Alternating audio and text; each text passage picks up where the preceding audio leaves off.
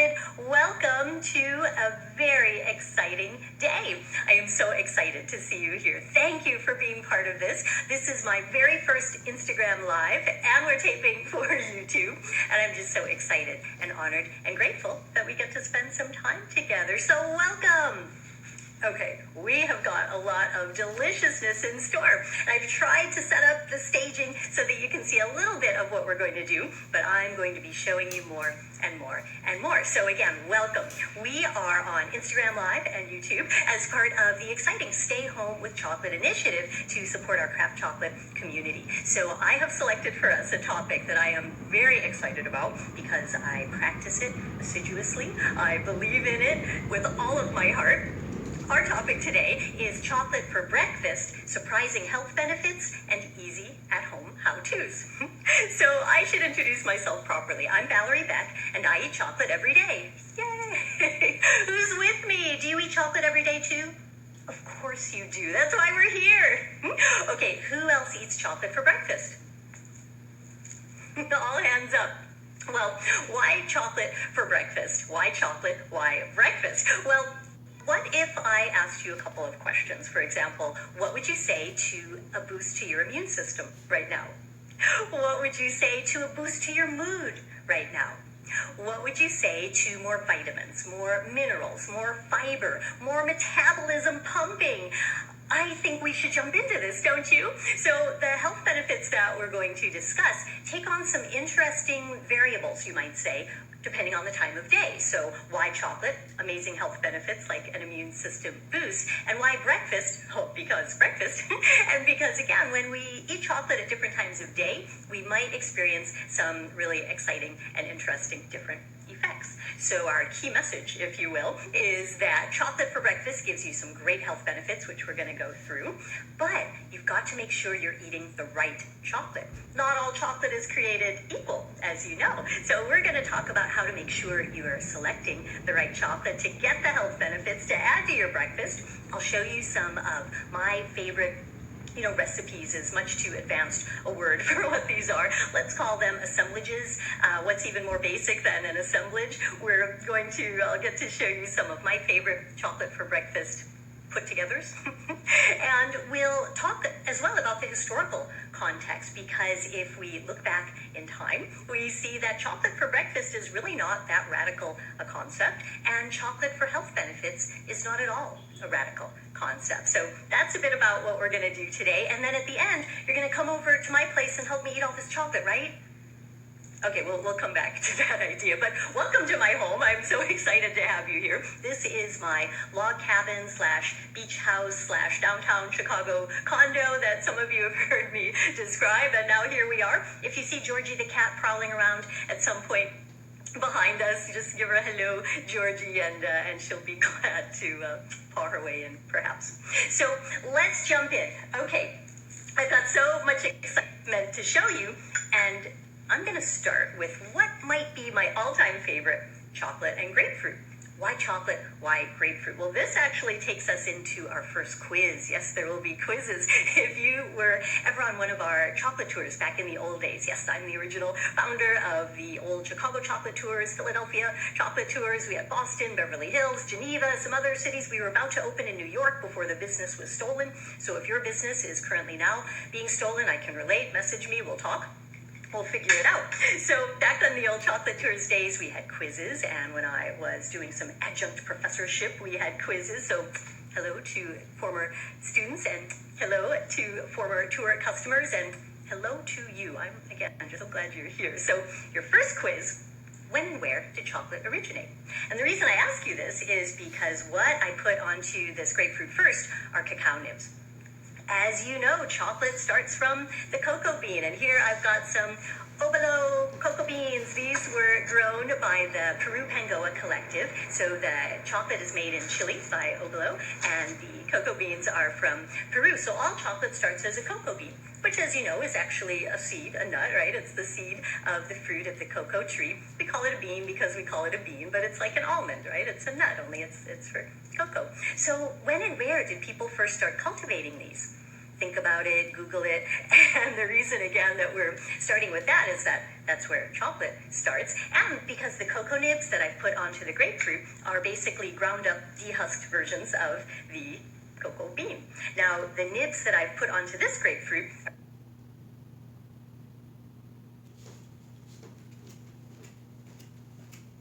actually not Peru Pangoa nibs. I thought we'd mix it up a little bit. I've got Cocoa Camili nibs here, ground by dandelion chocolate. Cocoa Camili is from Tanzania. And of course, everything we've got here is ethical, it's sustainable, it's slavery-free, it's soy-free. We're going to talk about how to make sure that you're selecting that type of chocolate as well, because that's the chocolate that not only is good for people and planet, but that's the chocolate that gives you all the health benefits, immunity boost that we're going to dive into. So, okay, when and where did cocoa beans originate? Are you sending me notes? Are you sending me some messages? Well, while we're kind of building up to that, I just realized I had to tell you a sweet story from way back in the old Chicago Chocolate Tours days. You know, I had the idea to start that business when I was a 19-year-old Harvard College senior studying abroad at the Sorbonne.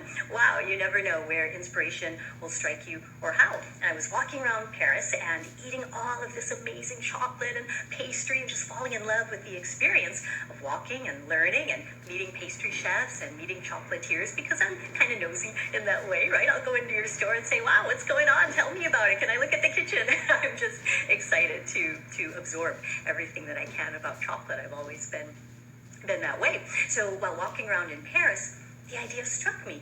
I said to my 19-year-old self, that I could create a tour that would allow other people to have this experience. Way back then, there were no chocolate tours or movie tours or wine tours or really anything that I had ever heard of. There were architecture tours. So in my mind, this was sort of combining the idea of an architecture tour with eating all the chocolate I could get my hands on and letting other people learn and experience that too.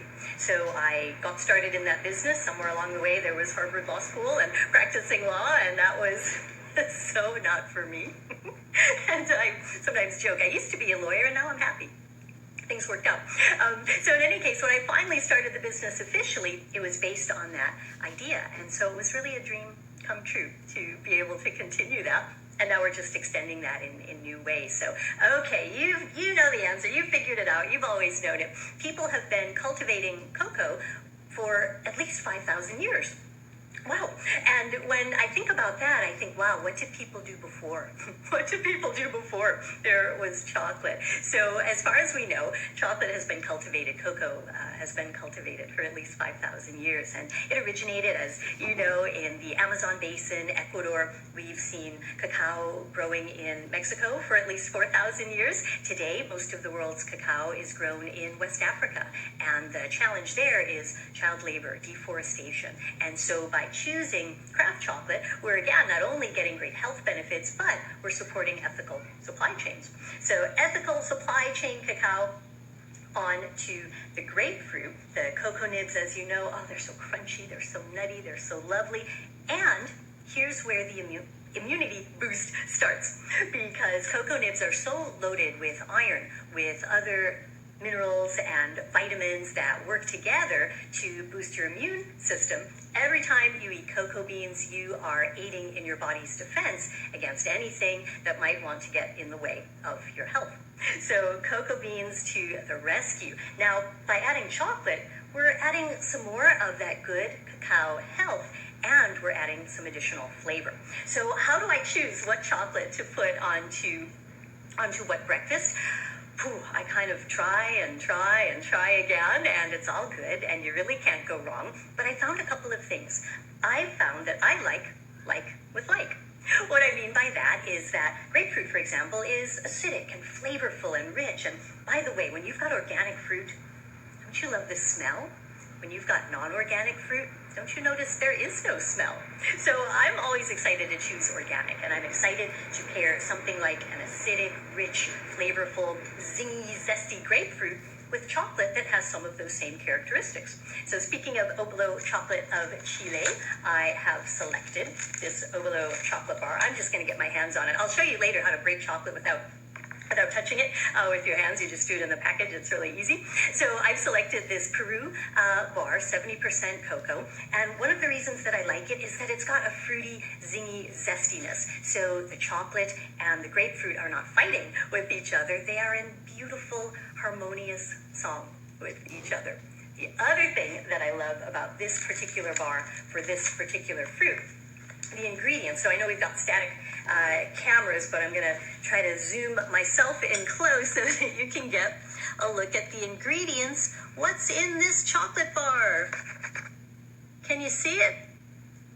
Yeah, just 2 ingredients, cacao and sugar. That's all you need. Cacao and sugar, that's all you need. Now, I'm a super fan of adding in all manner of additional delicious inclusions. Maybe you like nuts in your bar. Maybe you like green tea powder mixed into your chocolate. Maybe you like different berries and fruits. Maybe you like milk chocolate. We'll talk about that a little bit too. But all you need is cacao and sugar. And I find that without the addition of cocoa butter, the grapefruit zinginess is not at all diluted by any sort of unctuousness of cocoa butter. So again, for a zingy fruit, I like a zingy chocolate, and that's how I start to think about pairing up my chocolate and breakfast combo. So, oh boy, I wish you were here. 2 spoons.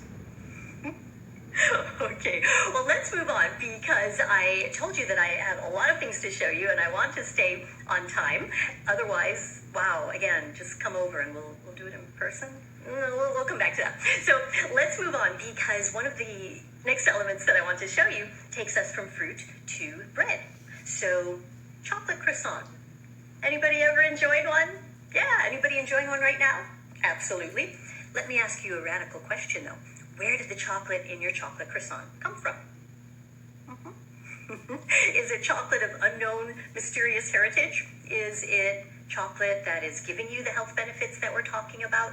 Or is it chocolate that perhaps comes from a dirty supply chain, let's call it, where there may be child labor, deforestation, and just some of the true horrors of this world? Is it chocolate that you know the percentage? Is it milk chocolate? What do we know about this mystery chocolate in your chocolate croissant? Well, that's why I like to make my own. And when I say make my own, my goodness, I'm not milling the flour, I'm not laminating the dough, I'm not even turning on the oven. I'm buying a croissant from a place that I respect. This particular croissant, can you see it? I wave it around at you a little bit. This particular croissant was made by Hewn, H-E-W-N, and you can get these at Toto's Market in Chicago or go to Hewn Bread in Evanston, just north of Chicago. You've got a local bakery near you. So what I love about Hewn is it's organic flour. They ferment and they mill everything themselves, so everything's done in-house. This is not industrial pesticide grain. This is healthy grain. And I find that even though it is gluten and not gluten-free, I don't get any gluten effects because there's not that GMO shift that increases gluten apparently in industrial baked goods.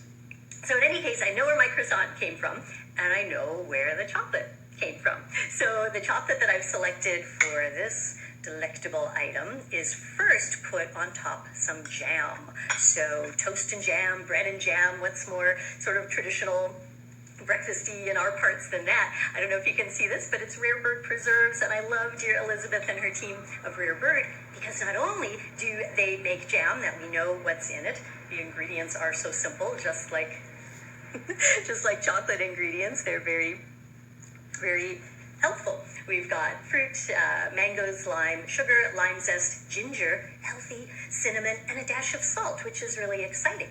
So since I like to pair like with like, I've selected a chocolate bar for my jam and croissant chocolate configuration that also has a little bit of salt. This is Seren chocolate. Can you see we've got the metallic shine dancing there in the light a little bit. Seren chocolate made in Canada, and we've got the Fleur de Sel bar. So there's a little bit of salt added to the chocolate. Do you like salt with your chocolate too? Yeah, it gives such a brightness, right? Which is really exciting. And so with this bit of salt in the bar, I find that it just again gives that extra boost to the flavor as we are giving a boost to our immune system. Trying to rattle it out of the package. I think the cat likes the sound of that crunchy paper. What cat doesn't like the sound of crunchy paper? Georgie. Georgie loves it. So we've got the fleur de sel bar. So again, it's a bit of like with like. I've got a little bit of salt in the jam, a little bit of salt in the chocolate, a fresh organic croissant. I've sprinkled on some cocoa nibs because you remember cacao nibs go with everything. And that's another of my favorite breakfast assemblages. So while we're still on this note, by the way, let's make sure that we're clear on, again, what's in the chocolate. That's, gosh, just so critical, I think, in maintaining our health, knowing what we're eating, making sure that what we're eating is not compromising our health, but is supporting our health. And in our age of industrial food, sometimes it can be easy to forget that food nourishes us. Real food nourishes us. It gives us health. It gives us energy. It gives us the power and the vitality that we need to continue living. So I like to know what's in it and where did it come from. So here we've got cacao beans, organic cane sugar. Side note to the side note, the cane sugar in your good chocolate and the sugar in your fruit is different from the sugar in your donut. So for my keto friends, mwah, mwah, I am hopeful that you're going to find something here you can apply. Just eat the raw cacao nibs if you need to. They're roasted, unadorned cacao nibs, I'm trying to say, because they're 0% sugar. But the sugar in fruit is absorbed into the body completely differently from sugar, refined sugar in a donut. And the sugar in chocolate is also different because it is vegan, organic cane sugar. And so we've got cacao, sugar, all you need. Here we've got a bit of cocoa butter added in. So again, we're getting that mouthfeel, that wonderful, luscious mouthfeel. Cocoa butter is vegan, obviously, right? Just like olive oil is the natural oil of the olive, cocoa butter is the natural oil of the cocoa bean. And then a little dash of salt. That's it. That's all you need to make this delicious Seren chocolate bar. And so a quick sort of overview as to how this all came to be in history, because I think we've established that the cocoa bean has got these amazing powers of health to give us, and people throughout history have known this. So back in the ancient days, the Olmecs, the Mayans, the Aztecs, they were plant pharmacology experts among them, and they knew that food was medicine and medicine was food. And this idea came through the Europeans and came through various societies. That is to say, when Europeans came and colonized the Americas and took chocolate, they took with them some of these ideas of the powerful health benefits of chocolate. So, for example, if you were in the court of Montezuma in the ancient Aztec world, you might have noticed that chocolate was a very important part of different rituals, whether physical, spiritual, other realms. For example, it's said that Montezuma would drink golden goblets of molten chocolate before visiting his harem. This is a family-friendly show, but you get the idea. The idea is that there are physical, mental, spiritual benefits to enjoying chocolate, and people throughout the ages have known this. Let's go to Europe. If you were in the court of King Louis, pick your favorite, you might have noticed that there was quite a bit of chocolate around, and that the king had his own chocolate pharmacist. So that if he had maybe a tummy ache, or he had, I don't know, let's hope it wasn't a virus of unknown heritage, he might have gone to his chocolate pharmacist, who could have mixed him up some potions involving the cocoa bean and involving chocolate for greater health. So the idea of chocolate for breakfast, not that radical historically. The idea of chocolate health benefits, not at all radical historically. So we're just carrying these ideas forward into our own day and time.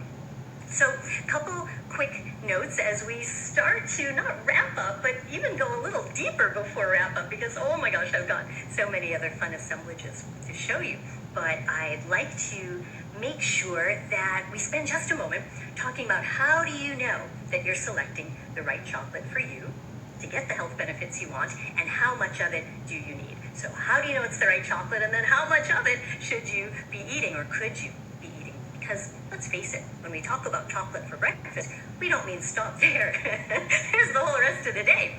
But if you set your health expectations in the morning and you set your mood expectations in the morning, your entire day can flow in a positive direction. One of the things that I like to do is, you might giggle a little bit, but you may have heard me talk about it, calisthenics. Calisthenics is stretching. Valerie is Val, and together. It's just simply a way that I remember that every day I love to do something good for body, mind, soul, and someone else. And by eating craft chocolate, I am doing all of those things. And I like to go beyond that, and I like to take additional activities. But by enjoying craft chocolate, I know that I'm checking those boxes, and I'm really excited about that. So how do you know if you're checking those boxes of good chocolate? Okay, I like to talk about the 5 S's. Ooh, I'm looking for which bar to grab. I think this one will work. So I've got a ritual bar here. Some of the chocolate bars are holding up the phone. We've got books and cookbooks and chocolate bars, and it's a thing. So I'm all alone with Georgie, and we're doing this, and it's working. So I like to look for the 5 S's. Is the chocolate bar slavery-free, sustainable, soy-free, small batch, and scrumptious? Okay, that 5th one is subjective, but that's okay, because if you don't like the taste of the chocolate, why are you eating the chocolate? I love the taste of all of these bars and many, many more, and if I didn't, I wouldn't. And so it's really all about what you love. And then those first 4 S's are definitely designed to be more objective. So the idea of slavery-free. How do we know if a chocolate bar is slavery-free? If we want to put it on our grapefruit or our croissant, to me, it's important that we know where it came from. So if you can see here, the beautiful ritual bar shining in the light, the cocoa beans here are from Ecuador, the Camino Verde, and oh my goodness, Dear Vicente is just amazing what he does with fermentation of cocoa beans in Ecuador. So when you see the cacao country of origin on the chocolate bar, that's a great thing. Think in your mind, if you will, to a commercial chocolate bar, where did the cocoa beans come from? They don't grow in Hershey, Pennsylvania. They don't grow in Switzerland. They don't grow in Belgium.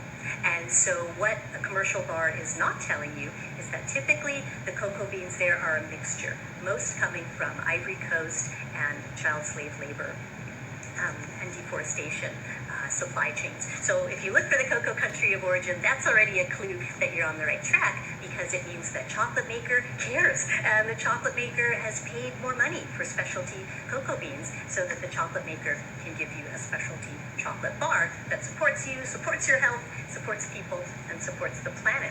Same thing with sustainability. If we see a cacao country of origin and we can trace back what farms are these cocoa beans from, what types of prices are being paid, if there's some transparency around where the chocolate bar came from, this is really exciting for sustainability as well. Soy-free. What have I got against soy? I've got a lot against soy, and I'll tell you why very briefly. Soy lecithin, which you see on commercial bars, but you will not see on craft chocolate bars. If you look at the ingredients here, we've got cacao, sugar, cocoa butter, our 3 favorite craft chocolate ingredients. So soy lecithin is basically a byproduct of the soy processing industry, and rather than throw it away, why not sell it back into the food supply?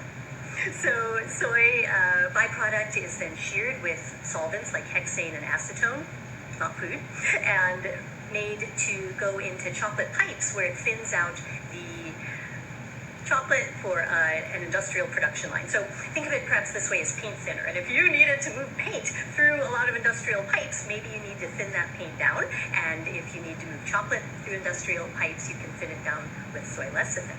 Maybe you're thinking, well, why not just use cocoa butter, since that's natural? If you want to make the chocolate thinner or change the viscosity, why not use cocoa butter? I would say yes, please do use cocoa butter if that's your goal. We love cocoa butter. Soy lecithin, though, because it contains these solvents like hexane and acetone, and because soy itself has got enzymes that are not friendly to the human body unless fermented. Oh, if we're talking about 1,000-year-old soy sauce in China or Japan, that's a completely different matter. But we're talking here about unfermented soy that is a thyroid disruptor, a hormone disruptor, pesticide, GMO, all of the negatives really in our big industrial food supply sort of play themselves out in soy lecithin, and that is a big reason that I avoid it. So I look for chocolate that's slavery-free, sustainable, soy-free, small batch. Let's face it, all the big brands are complicit in the big problems that we see in the chocolate industry. And then number 5, scrumptious. You've got to love it to love it. So that's how you know that you're getting the health benefits. How much chocolate should you eat? Any guesses, responses, thoughts, personal preferences? As much as you can. That's a great answer.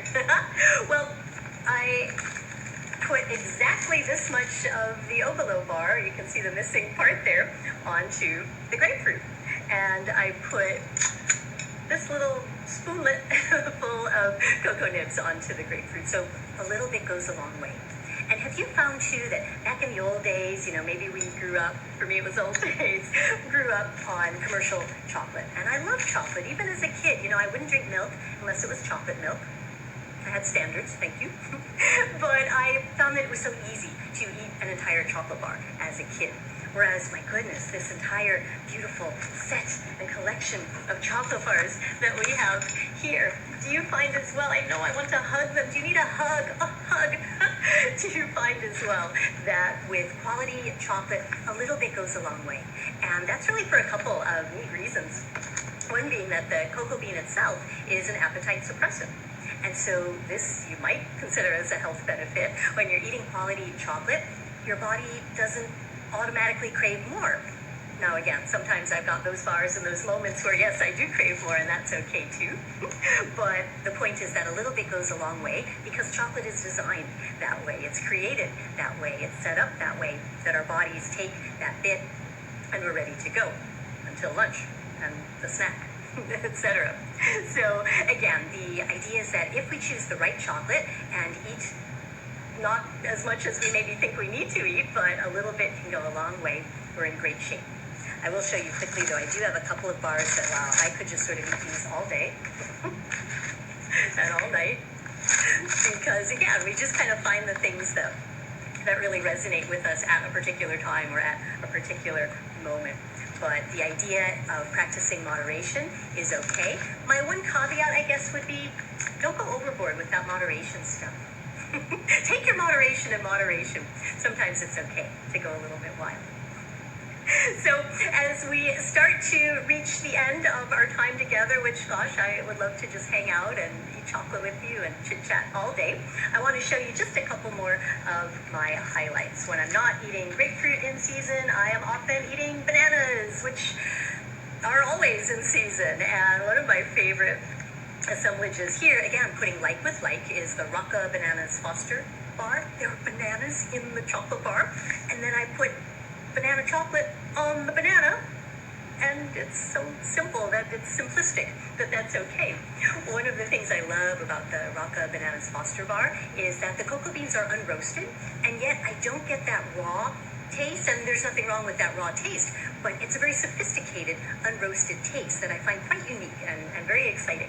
And so the unroasted cocoa beans here are added with wonderful tribute to the Bananas Foster dessert. We've got the organic cocoa beans, organic cane sugar, cocoa butter, banana. There's banana in the bar, and I keep saying that because it's not banana flavor.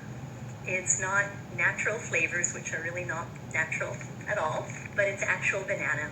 And then there's organic vanilla bean. So it's just a fun way to get those chocolate health benefit boosts. Oh, and I didn't put the entire bar on the banana. I ate some of it yesterday, and then I put some more on the banana just to give you a sense of the amount. So again, a super easy assemblage. Well, as our time wraps up, normally I put this, can you see this? Normally I put this Baloo chocolate almond spread onto rice cakes, but it's matzo season coming up, and so I decided to add matzos. And I was thinking too, gosh, it's so much fun to experiment with different flavor combinations, and this might be something fun to do with your kids if you're shut in, or with anybody else you're shut in with. I'm shut in with Georgie the cat, although we take walks every day. Well, I do. Georgie doesn't care for the stroller that Mom said, but we'll work on now.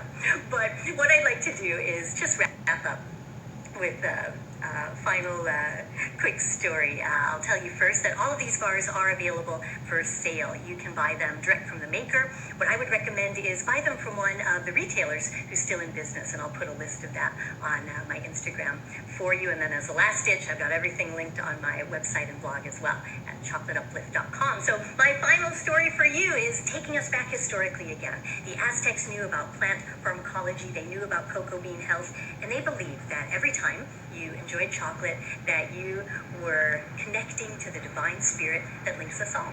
And so my wish for you is that you had a divine time today. I certainly had a divine time sharing these moments with you. And that every time you have chocolate, whether that's at breakfast or throughout the day, if you're like me, that we just take a moment to breathe in the divine and to enjoy our chocolate, enjoy the ones we're with, whether digitally or in person, and to keep moving onward and upward. Thank you. We did it.